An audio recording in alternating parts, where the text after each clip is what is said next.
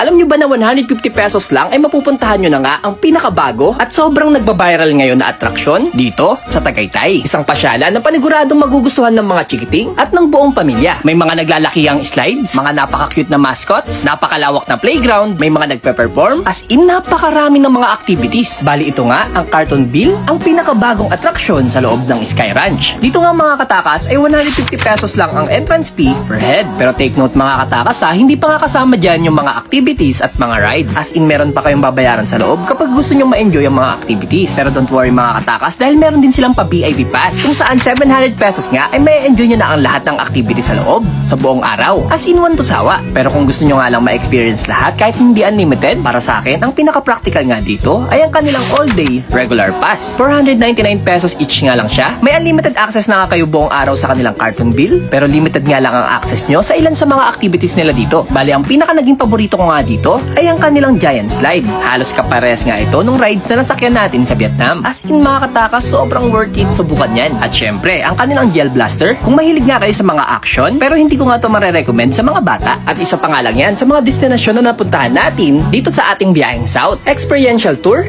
2025.